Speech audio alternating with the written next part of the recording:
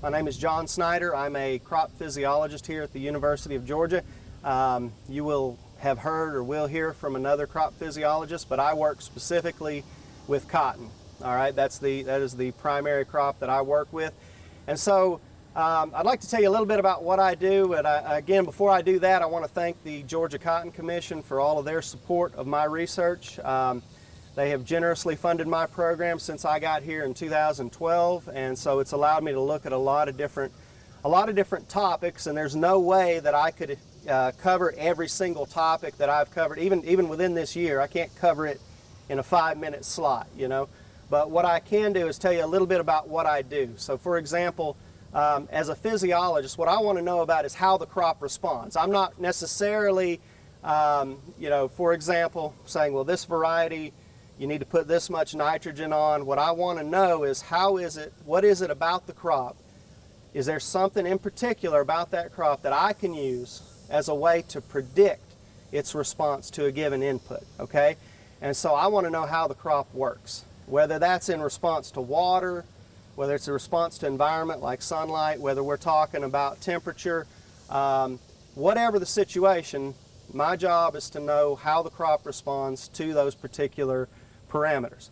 Now, this project back here, again, I'm not going to cover every single project, but this project back here, it's a project that the Cotton Commission has funded, and what I want to do is just use it as an example. It's not going to cover everything, but it's a good example.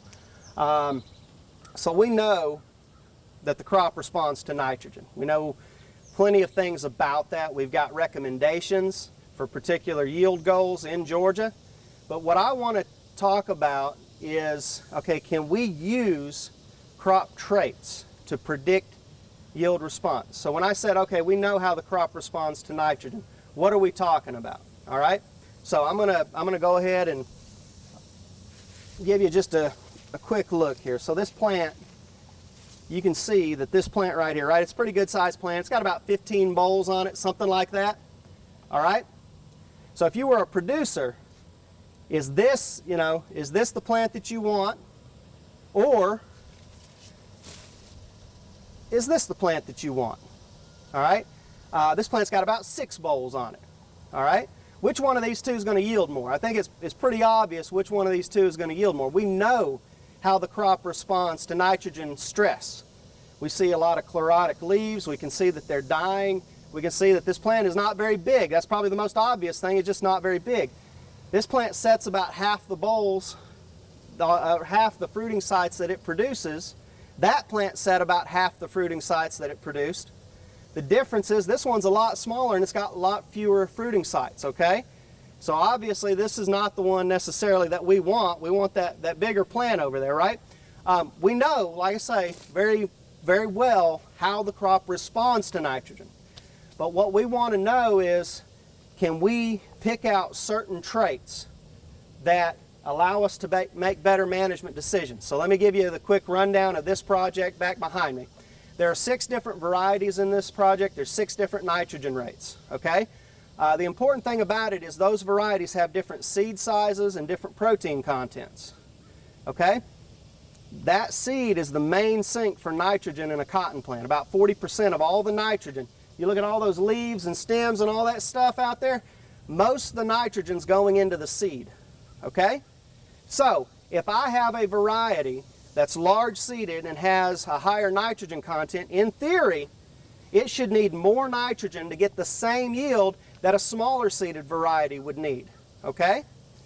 Because the lint that we're after is pretty low, almost non-existent in nitrogen, okay?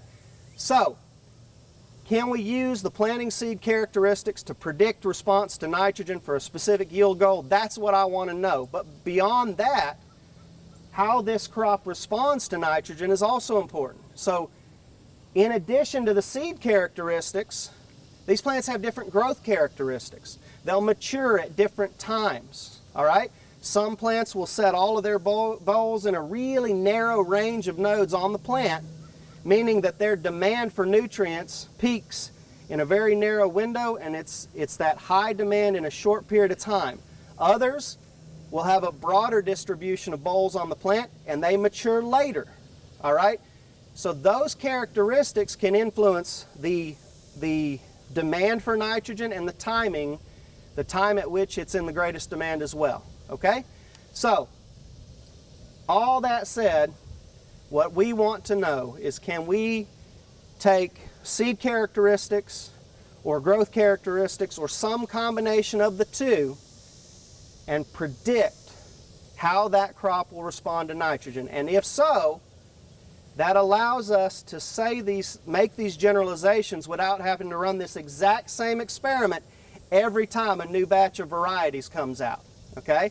And that's really important, because I would say that most growers, the varieties they're growing right now, they're not going to be growing that same variety in a couple years from now, most likely. All right? So if we can make some broad generalizations based on how that crop responds, it is my hope that we can use that information to make better decisions in the future. All right? So that's one thing, but that same concept can be applied to other areas of research, whether it's response to water availability, PGR management. There's a lot of different things that we work on, but the concept's still the same. If we know how the crop's going to respond, can we make those broad generalizations to make better management decisions overall?